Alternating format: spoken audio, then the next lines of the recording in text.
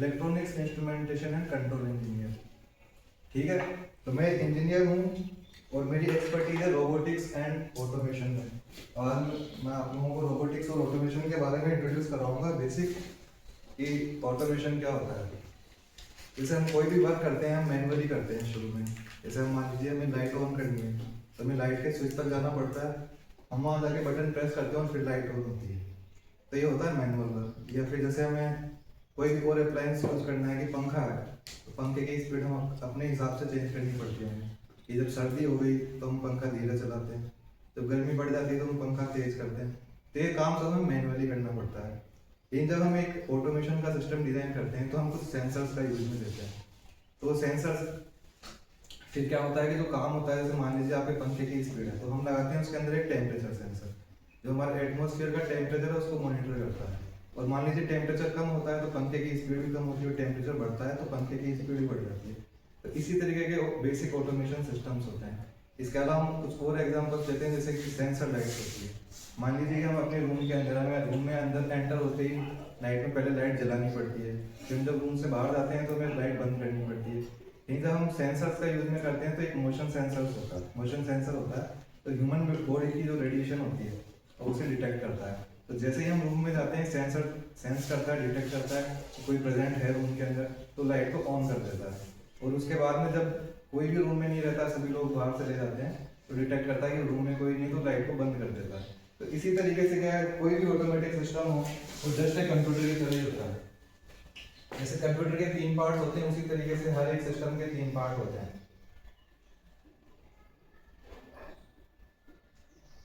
एक होता है प्रोसेसर,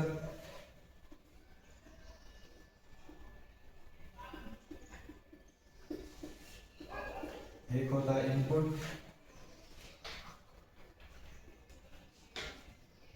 और एक आउटपुट। हम इनपुट में तो क्या यूज लेते हैं कि कोई भी सेंसर है जो सेंस करके इसको इनपुट वैल्यू देगा। प्रोसेसिंग में हम प्रोसेसिंग के अंदर क्या होता है, जैसे सीपीयू होता है, कंप्यूटर होता है, उसी तरीके से ये भी एक कंप्यूटर है। इस कंप्यूटर के अंदर हम एक प्रोग्राम राइट करते हैं, उसके अंदर डिफाइन करते हैं कि सेंसर्स को लाइट कितनी लाइट होने पे और क्या एक्शन लेना है। जो एक्शन होगा लास्ट में वो आएगा आउटपुट में।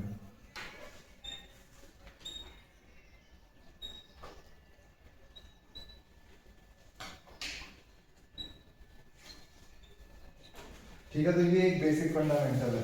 अब मैं बात करता हूँ कि जैसे अपना ये कंप्यूटर है, लैपटॉप है, तो इसके अंदर एक सीपीयू होता है, माउस होता है, कीबोर्ड होता है, मॉनिटर होता है।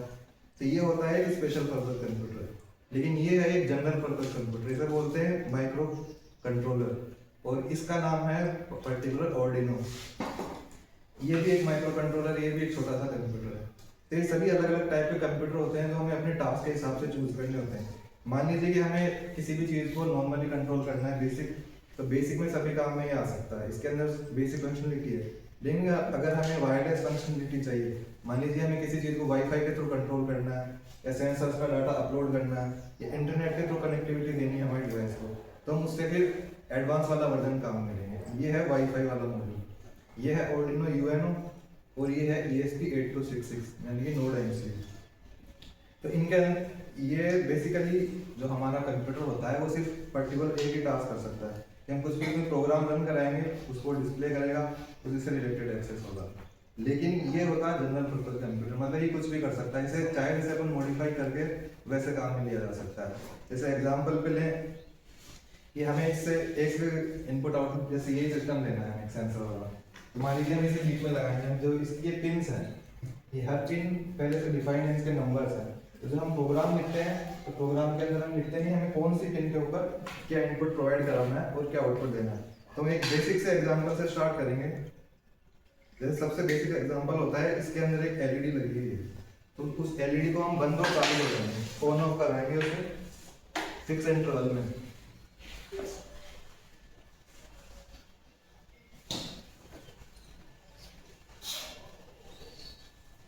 और जिस तरीके से हम एक एप्लीकेशन लिखते हैं उसी तरीके से प्रोग्रामिंग लैंग्वेज में भी एक फिक्स फॉर्मेट होता है। जैसे लिखते हैं ना कि to the principal, to the headmaster, इसी तरीके से इसमें भी एक फिक्स फॉर्मेट होता है, उसी में काम करना होता है।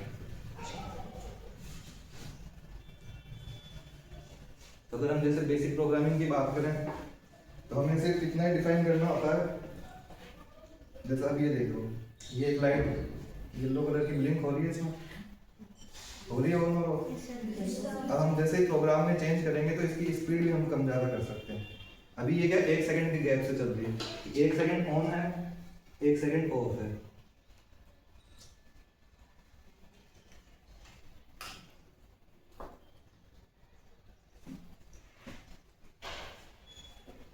हम इसकी रेंज बढ़ा देते हैं, देखिए अब पहले के मुकाबले जल्दी जल्दी बंद चालू हो रही है, ब्लिंक हो रही है।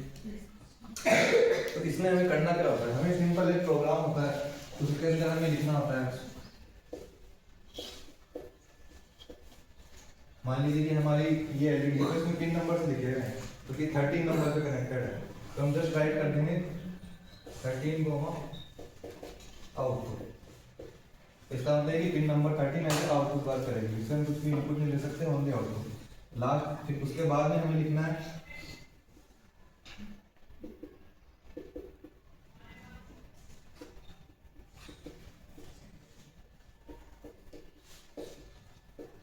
अगर हम ऐसा लिखेंगे डिजिटल राइट 13 हाई, इससे क्या होगा कि एलईडी ऑन हो जाएगी, ठीक है। और हम यहाँ पे लिखेंगे हाई की जगह पे लो, तो एलईडी ऑफ हो जाएगी। तो अब हमने जो ये प्रोग्राम बनाया, इसके अंदर हमने क्या किया कि एक बार तो उसको हाई कराया, उसके बाद हमने दिया डिले, ये 1 सेकंड तक ऑन ही रहनी चाहिए। उसके बाद हमने फिर से उसको दिया लो, तो वो बंद हो गई। अब फिर हमने उसको डिले दिया कि वो 1 सेकंड तक बंद ही रहनी चाहिए। तो ये एक सिंपलेस्ट प्रोग्राम हुआ। अब हम जैसे आगे जाके एडवांस एप्लीकेशंस की बात करें, तब कुछ एडवांस एग्जांपल दिखाता हूँ, देखते हैं आपको।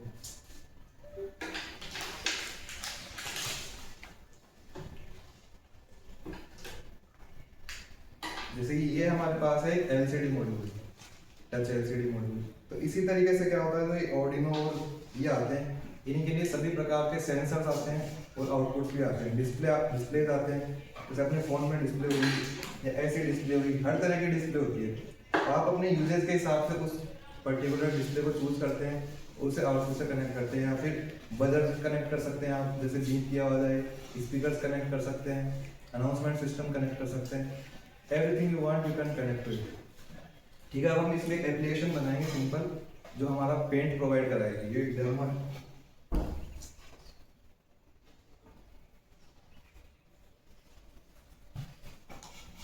एक ही है डिवाइस तो अब, लेकिन हम इससे हर बार अलग डिवाइस कनेक्ट करके उसके अकॉर्डिंग प्रोग्राम चूज करना होता है वैसे हमें।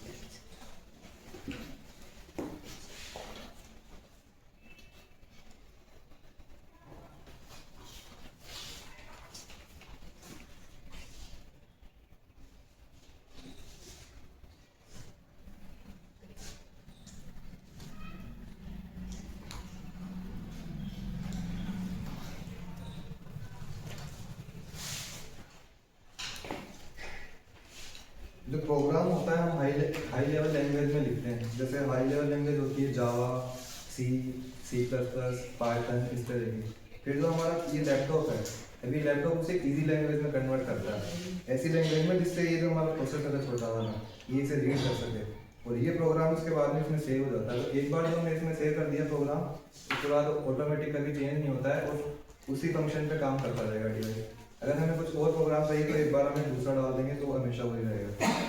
अब हमने जैसे दूसरा प्रोग्राम बनाया, इसमें पावर बैंक,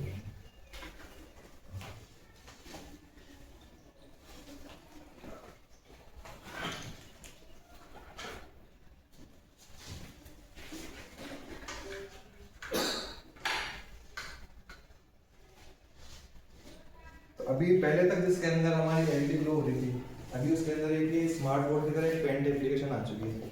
अब टच के अंदर हम जैसे यहाँ पे कुछ भी लिखेंगे,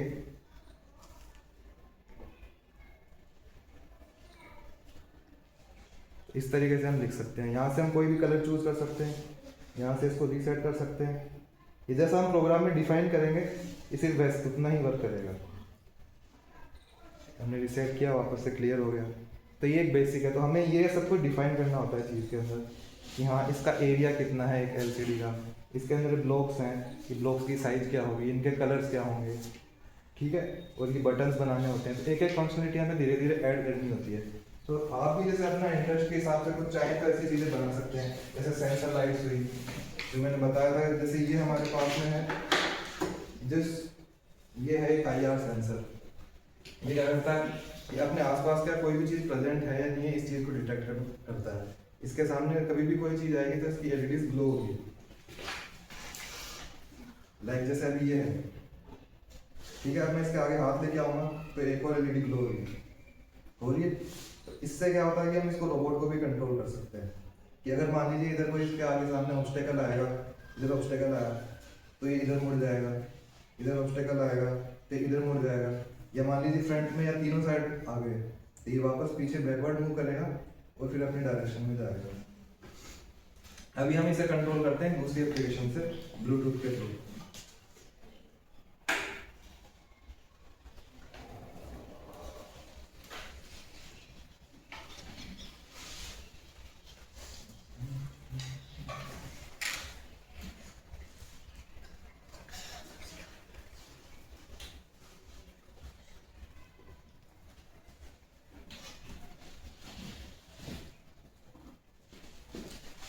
अभी इसके अंदर हमने एक प्रोग्राम डाला है। जैसे मैंने बताया था कि अगर वायरलेसली किसी चीज़ को कंट्रोल करना होता है तो हमें दूसरे टाइप का कंट्रोलर काम में लेना होता है, जैसे कि ये, ठीक है।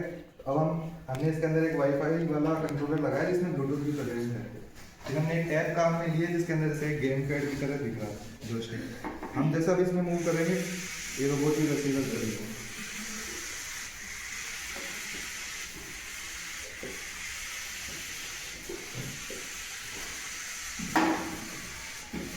अभी हमने जैसे क्या है इसमें सिंपल ऑपरेशन कर रखा है, लेकिन हम प्रोग्राम में ऐड कर सकते हैं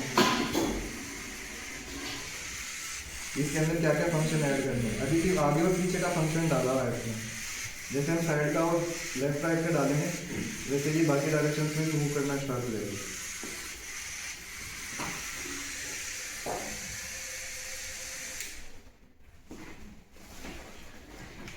तो जितने ज़्यादा हमें फंक्शनलिटी चाहिए होती है वो एक एक करके स्टेप बाय स्टेप ऐड कर सकते हैं, ठीक है। जैसे हम आगे जाएँ तो इसमें हम एक कैमरा भी माउंट कर सकते हैं।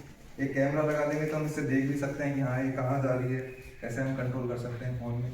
और जैसे इसके हम यूज़ की बात करें, मान लीजिए कुछ जगह होती है जैसे खतर, तो उसके अंदर दूर से ही जो सर्जन होते हैं कहीं दूसरे देश में बैठे होते हैं, अपने दूसरे ऑपरेशन थिएटर में बैठे होते हैं, और वहाँ से कैमरे के थ्रू देख के उसको जो रोबोट होता है उसे ऑपरेट करते हैं। और वो जो रोबोट होता है कहीं दूसरे हॉस्पिटल के अंदर नेटवर्क के थ्रू कनेक्टेड रहता है और वो सेम वर्क कर रहा होता है। इस तरीके से एडवांसमेंट बढ़ रहा है और ये रोबोट इससे कुछ यूज है।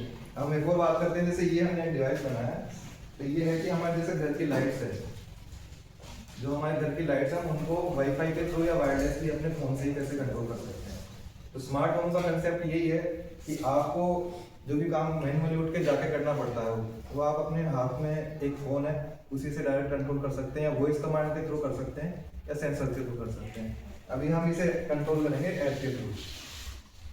इसमें भी हमने सिंपल ये कंट्रोलर लगाया हुआ है वाईफाई वाला, और जब भी हमें जैसे ये सब डीसी चीज़ें हैं। आपको AC और DC करंट में फर्क पता है? एनीवन नहीं पता?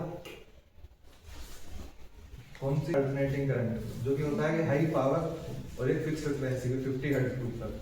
तो ये क्या होता है, एक जो नॉर्मल अपने मान लीजिए कोई भी पावर, किसी के जो पावर का सोर्स है उसमें हमेशा 2 टर्मिनल होते हैं, लेकिन जो हमारे सिंपल चीज़ें होती है लो पावर की, मान लीजिए ये बैटरी है, ठीक है। अब बैटरी के अंदर क्या होता है, एक प्लस होता है एक माइनस होता है टर्मिनल। अगर हम इसको मल्टीमीटर से नोट करेंगे तो ये ग्राफ की तरह आएगा सिंपल। यहाँ हमेशा वैल्यू कितनी है कि 5 वोल्ट है तो हमेशा 5 वोल्ट है। लेकिन अगर हम अल्टरनेटिंग करंट की बात करें तो वो इस तरीके से होता है। उसके अंदर ऐसा होता है कि एक मान लीजिए 2 टर्मिनल है, तो आधे टाइम तो ये वाला प्लस रहता है और ये वाला माइनस रहता है, और आधे बाकी के आधे टाइम ये वाला माइनस रहता है, ये वाला प्लस रहता है। इसे बोलते हैं पोलरिटी चेंज। इसके कारण क्या होता है कि जो हमारे घर में जो लाइट आती है वो आती है 220 वोल्ट एट 50 हर्ट्ज। तो 50 हर्ट्ज का मतलब है कि 1 सेकंड में 50 बार वो बंद, 50 बार ऐसे रहता है प्लस माइनस और 50 बार ऐसे रहता है माइनस प्लस। उसके कारण जो हमारे घर में बल्ब लगे होते हैं एलईडी लगी होती है, वो भी 1 सेकंड के अंदर 50 बार बंद और चालू होते हैं। लेकिन हमारी आईज इतनी सेंसिटिव नहीं होने के कारण हमें पता नहीं चलता। लेकिन उसको आप चेक करने के लिए सिंपल सा काम कर सकते हैं, अपना कोई भी फोन लीजिए, उसमें एक स्लो मोशन कैमरा होता है, आप स्लो मोशन कैमरा ऑन कीजिए और अपनी लाइट की एक वीडियो रिकॉर्ड कीजिए, आपको उसमें साफ दिखेगी वो लाइट बंद भी हो रही है और चालू भी हो रही है इस तरीके से। तो हमें कभी भी अगर लो पावर जैसे डिवाइस है डीसी वाले, हमारे जैसे लैपटॉप, मोबाइल और टीवी, ये सब क्या डीसी है, ये सभी डीसी पे वर्क करते हैं, लो वोल्टेज पे वर्क करते हैं। और जबकि हमारे पंखे, ट्यूबलाइट इस तरीके के होते हैं, ये थोड़े हाई वोल्टेज पे वर्क करते हैं। तो अब हमने जब एक ये लो पावर का कंप्यूटर है, इससे हमें हाई पावर जो मेंस का है इसे कंट्रोल करना है, तो हमें रिले का यूज करना पड़ता है। रिले एक इलेक्ट्रॉनिक स्विच होता है, हमारे ये थोड़ा सी मैकेनिकल स्विच, इसमें हाथ से प्रेस करने पे चलता है, और ये होता है इलेक्ट्रोमैकेनिकल स्विच। इसके अंदर हमें एक हल्का सा स्मॉल सिग्नल देना होता है, उसके बाद ये ऑपरेट होता है। ठीक है, तो हम इसी से करेंगे। अब ये 2 लाइट्स है मान लीजिए हमारे घर की, अब हमें इन्हें ऑपरेट करना है। तो सबसे पहले तो हमने इसमें प्रोग्राम डाला जिससे इसका वाईफाई हॉटस्पॉट जनरेट होता है, और उसके अंदर अलग अलग हमारे डिवाइस में डिफाइन होते हैं। सबसे पहले इसे कनेक्ट करना पड़ेगा हमें।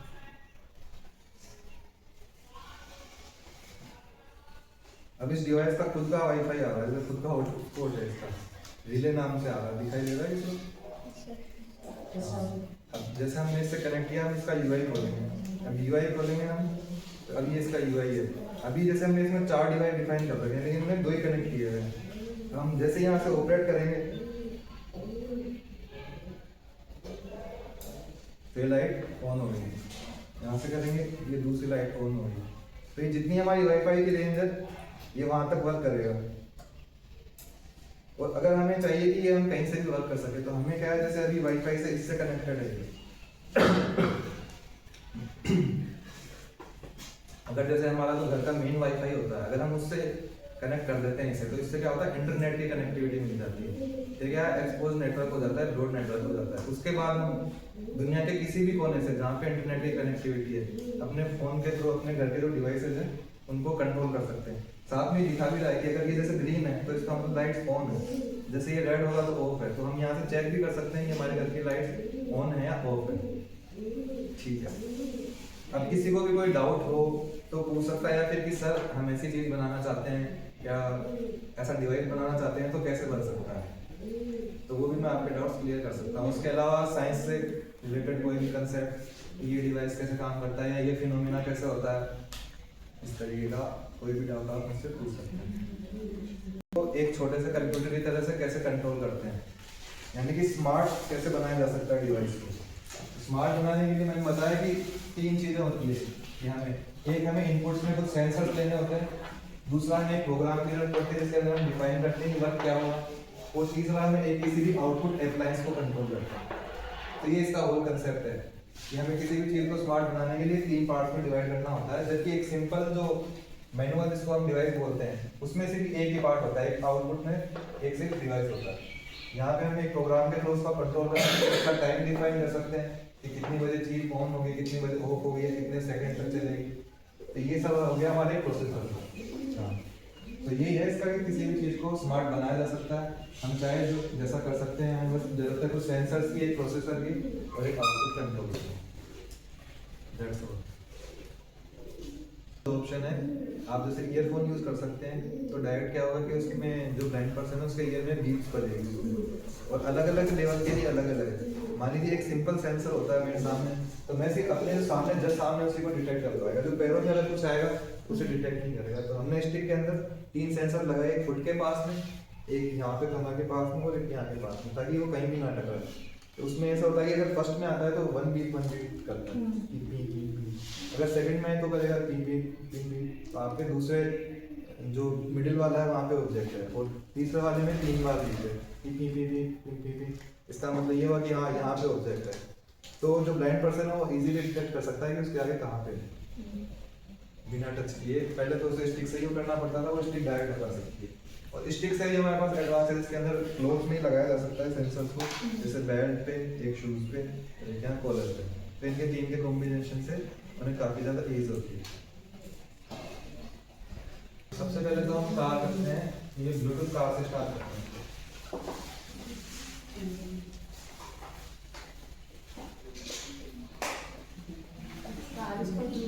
ठीक है, तो जैसे कि मैंने बताया था कि सभी का क्या होते हैं, तीन मेन पार्ट होते हैं, इनपुट, आउटपुट और प्रोसेसर।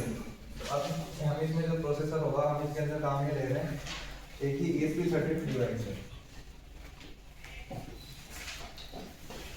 इसमें हमें जैसे या तो हमारे पास ऑप्शन ये भी ESP32 है, ये क्या all in one micro controller है, इसके अंदर ब्लूटूथ भी है, वाईफाई भी है, इसलिए मैं ये वाला वर्क यूज में लेता हूँ ताकि मुझे प्रोग्राम चेंज भी करना हो तो मल्टीपर्पज है। लेकिन आप लोग चाहें तो ये भी वर्क में ले सकते हैं या फिर कोई भी ऑर्डिनो ले सकते हैं। प्लस हमें काम में लेना पड़ेगा ब्लूटूथ मॉड्यूल। ठीक है, ये आपके पास में दो ऑप्शन है, वाईफाई, ये तो कंट्रोलर का ऑप्शन। इसके अलावा हमें क्या पार्ट चाहिए, जो एक हमें चाहिए स्मार्टफोन, जिसके अंदर हम ऐप डाउनलोड करेंगे।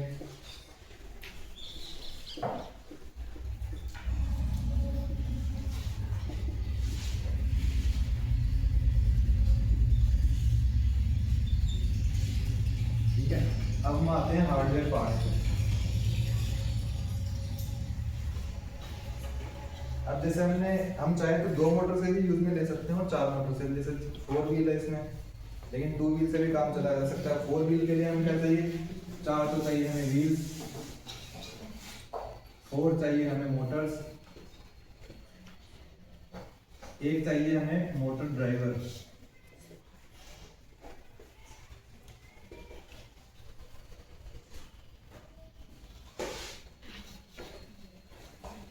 ठीक है, और एक चीज चाहिए बस हमें पावर सोर्स। पावर सोर्स में क्या है, हमारी बैटरी।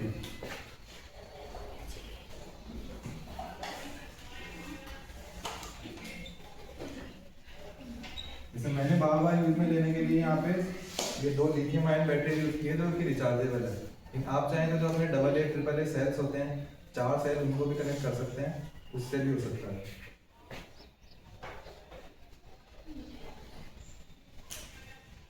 बस इसके अंदर ओवरऑल यही सारे पार्ट्स हैं। अब मेन जो काम है हमारे की प्रोग्राम का है, इन्हें आपस में, ये सब चीज़ों को आपस में कनेक्ट करना है हमें। सबसे पहले मान लीजिए ये हमारा प्रोसेसर है, प्रोसेसर से हमारे 4 पिन जाएगी जो कि हमारे जाएगी मोटर ड्राइवर में वायर।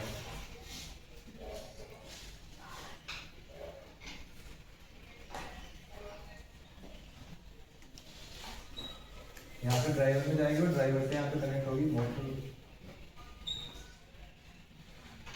और इन्हीं से जो पैरेलल में दूसरे 2 मोटर्स हैं वो भी कनेक्ट रहेगी।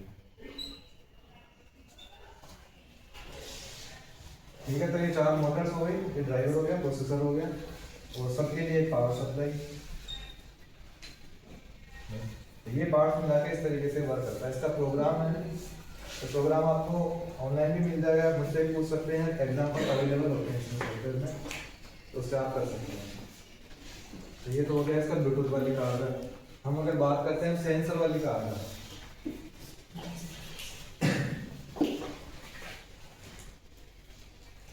तो इसमें बाकी सब चीज तो सेम ही है, और इसमें हमें इसकी ब्लूटूथ की भी जरूरत नहीं है। अगर हमें सिर्फ सेंसर वाली कार बनानी है, वो ऑटोमेटिक ही चलती रहेगी, ऑटोमेटिक मुड़ती रहेगी, उसका काम बस इतना है कि वो अपना पाथ खुद खोज लेगी, तो किसी भी चीज़ से टकराएगी नहीं। इसके अंदर हमें जरूरत पड़ेगी 3 सेंसर्स की। 3 सेंसर्स क्या होंगे, लेफ्ट, फ्रंट, राइट। अभी तीनों सेंसर डिटेक्ट करेंगे।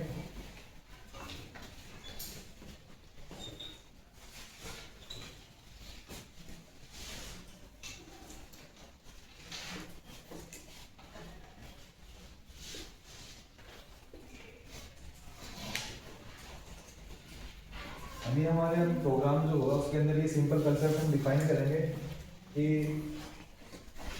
मान लीजिए ये है, यानी कि अगर फ्रंट जो सेंसर उसके सामने कोई ऑब्जेक्ट आ गया है तो कार को क्या करना है, वो वापस से चेक करेगी। फिर उसके बाद में चेक करेगी कि लेफ्ट में कुछ है क्या। अब मान लीजिए लेफ्ट में भी कुछ है तो फिर वो राइट के लिए चेक करेगी।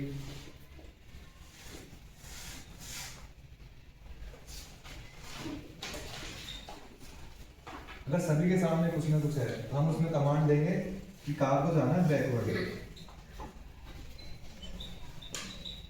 अब अगर हम मोटर्स की बात करें इनमें बैकवर्ड और फॉरवर्ड कैसे होता है तो सिंपल सा होता है। ये आपकी एक मोटर है, ये इसके दो वायर हैं, ठीक है। अगर आपने यहाँ प्लस दिया और माइनस दिया तो मोटर एक डायरेक्शन में रोटेट होगी। और अगर आप पोलैरिटी चेंज कर देते हैं ये मोटर दूसरे डायरेक्शन में रोटेट होने कर जाएगी। चलिए हम अपने प्रोग्राम में डिफाइन कर देते हैं कि ये मोटर उल्टी चलानी है या सीधी चलानी है। तो इसका भी सिंपल सा कंसेप्ट होता है। जैसे हमने एक बनाया कि हमें अगर तीनों साइड में ऑब्स्टेकल है तो पीछे जाना है। इसी तरीके से हम क्या बाकी के जो भी होंगे कि मान लीजिए कि हमारे फ्रंट में कुछ है और एक सिर्फ लेफ्ट साइड में कुछ भी नहीं है। जीरो का मतलब लेफ्ट साइड में कुछ नहीं है तो कार क्या करेगी, टर्न लेफ्ट।